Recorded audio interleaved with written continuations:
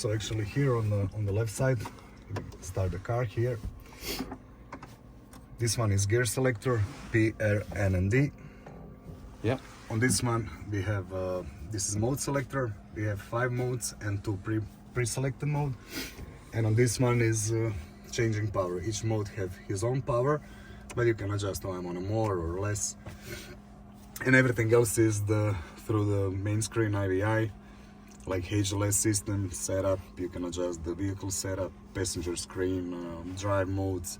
You want a suspension to be medium, hard, smooth, direct, aggressive, steering assistance, plenty of things. And on this one we can adjust our seats and everything inside the, let's say, steering, up, down, seats, let's say yours. Everything is, so it's quite simple for a drive. So in cruise mode we have the same amount of power on front and rear, and then if you go in sport mode it's the same amount, but car getting different. The suspension getting stiffer, throttle more responsive, steering is stiffer, like for a sport drive.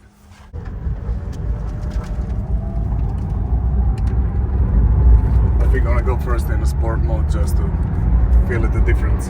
Yeah.